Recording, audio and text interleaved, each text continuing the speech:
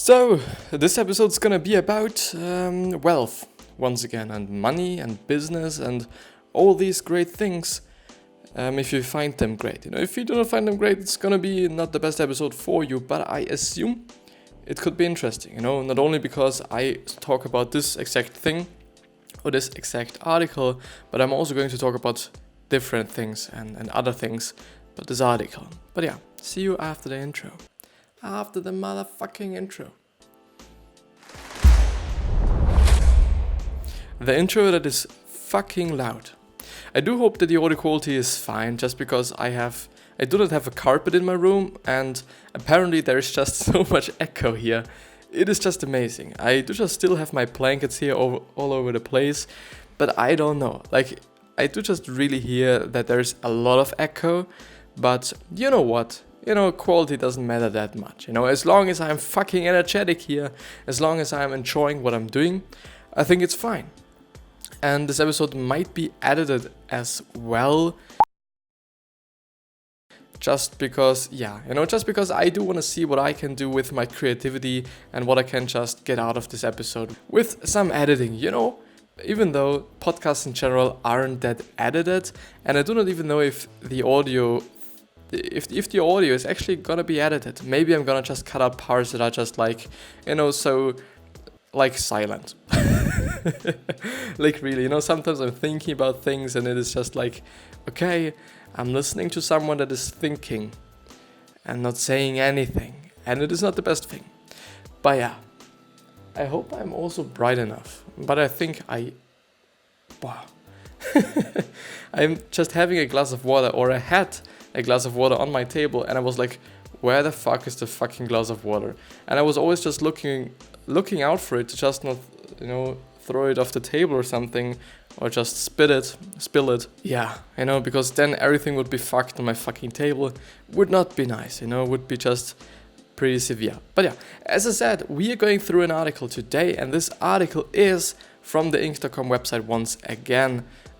Why from the Ink.com website? I believe that it actually is quite a good website, and I also just trust in it, which is actually also a pretty important factor for me.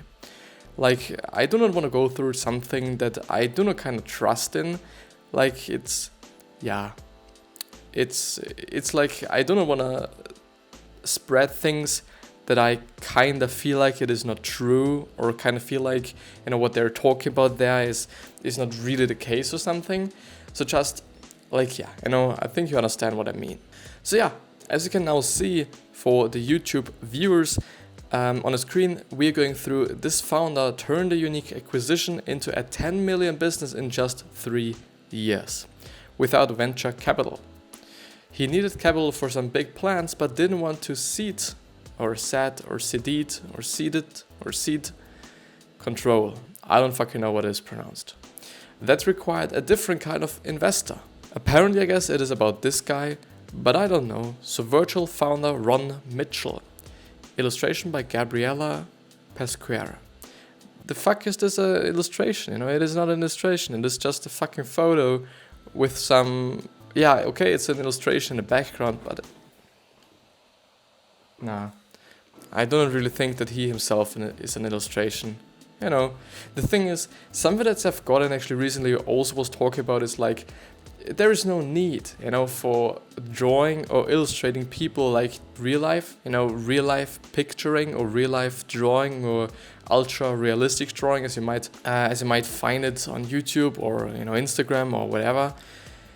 We don't need this stuff actually. So it is cool if you're able to do so, and I've always liked it when I'm just drawing something in school. I always just went for the realistic shit, I've never ever, I have, once I did something in cubism, which basically is okay, you have a picture and everything is out of cubes, which means not really triangles and not really just rectangles and whatsoever, but all sorts of angles. And the thing is, I think I prefer the realistic kind, even though comic style is also pretty nice, I have to say. But yeah, the thing is, we don't actually need to have some realistic drawers or painters. I think 100 or 200 years ago, it was something different. Well, 300 years ago. Because we had no fucking photo cameras. Yeah, we had no cameras, and therefore, yeah, we needed painters and we needed drawers because there was no fucking camera. But now we have cameras, and cameras absolutely just capture the reality way better than any drawer, and also way faster than any painter could do. Well, maybe it is actually the exact same level, just some really big and really famous painters like, I don't know, Leonardo da Vinci might be able to just, really capture a certain frame or a certain scenario as realistic as a photo apparat and or a photo camera would actually do. I don't know. But let's actually see. Let's actually not talk about photo apparats and or photo cameras. I don't even know if photo apparat is actually an English word. I don't think so. I really don't think so. The thing is, let's actually go ahead with the article, because we're not here to talk about cameras, apparently. So recruiting software company Virtual was just 3 years old when founder Ron Mitchell went looking for an acquisition that would allow the business to scale faster. But like many young firms, the Chicago-based Virtual, which matches workers with employers through testing, lacked capital. He did not lack experience though, which has plenty of value in itself. We are not your 23-year-old CEOs, the 49-year-old says. It is great to invest in a dream, but you have to look at fundamentals. You really have to. Like, I guess especially in the whole business world and the entrepreneurial world, I guess it is pretty important to kind of make sure that somehow the CEO of a company that you're going to invest in is just somehow capable of doing something. Even though it sounds actually a little mean, to be honest, but I don't even know if there are some CEOs that are really not capable of doing things. I believe that it is rather the case in the small business world actually, and not really like in international fucking corporations. I assume like they have stepped up their game, and all of their CEOs are actually capable of doing what they should actually be capable of doing. But I guess, with small businesses, it's still something different. It's still often like, family member shit and family business shit, which means like, they do not necessarily have to be good at what they're doing. They for sure do just have experience, sometimes. I do not really want to generalize the whole shit, because in general, I hate generalizations. Yeah, it is actually the thing. I hate generalizations. It's like such a dumb thing. It is so fucking stupid. Like, it really is.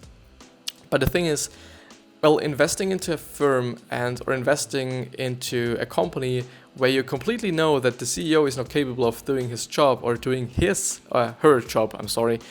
job, well, I don't know if it's the best idea. I guess it is actually not.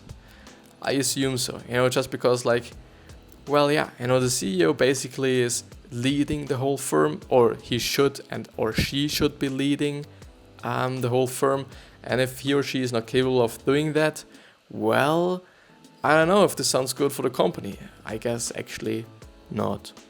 But yeah, let's actually move ahead. I by the way hope that the screen there isn't too big, because I had to, always when I'm playing chess or having the chess self-development thing, I do just always have to kind of configure the screens a little bit differently. So I do just have to make them, I guess, a little bit bigger.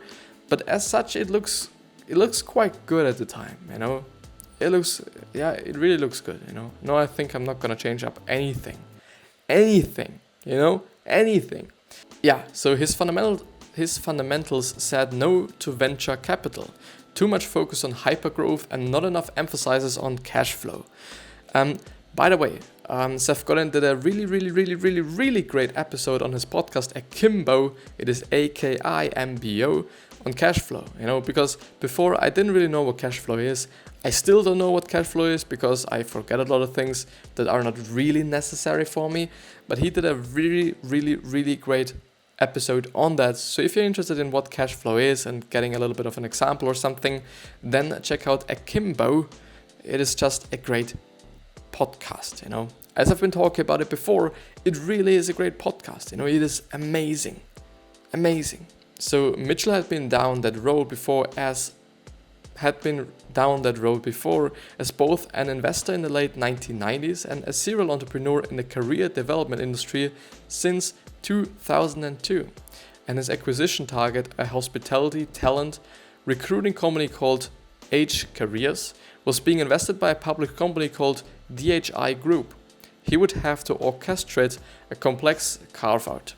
Knowing he would need help, Mitchell brought in a friend, Doug Tutt, I hope it is called Doug, or pronounced Doug. It is D-O-U-G and Tutt, T-U-T-T, as a partner. Tutt had been COO of Caprock Communications, which had done a deal with Houston-based PE firm Genesis Park in 2010. And as Mitchell says, there is nothing better than knowing them personally. Plus, Genesis Park had a track record with carve-outs. In May 2018, Genesis Park took a minority stake in a new company called Virtual Holdings, which owned both Virtual and the newly acquired H Careers. As a part of the $7.5 million deal, Mitchell and Tutt, now Virtual's COO, retained control over a company with over $10 million in sales. Which is quite good, I guess. I do not really know. I do just read, or I have been reading quite a lot of things about, companies and business and, all those things. But still, it isn't some of the things that I'm really knowledgeable in. I think it is just because I am not in the space. I do not have a business yet. I do not have my company or a company yet. Maybe there is going to be the case. I don't fucking know. I am not an investor in anything. I don't invest. I basically do nothing with my money but buying myself food. And that's on a really fucking budget. It really sounds like, I'm just spending, I don't know how much money on fucking food, but I really don't. I'm really spending not a lot of money on things in general. I really hate spending money, which I think is one of the flaws that I'm having. I really hate spending money. It is just insane. I absolutely fucking hate it. It is so insane. It really is. It fucking is insane. But yeah, this is what it is. And me with my smoking or smoker voice, that's good. No, it's not. So that is not often characteristic of private equity investors, Mitchell explains, and there was a healthy back and forth around that. In a sense, Mitchell got lucky. Peter Schaefer, Genesis Park's founding partner, is comfortable with not having voting control. He bets on owners. We know that the guys running the business day to day, leading the team, feeling the culture, and being in front of the customer are going to make better decisions than I can.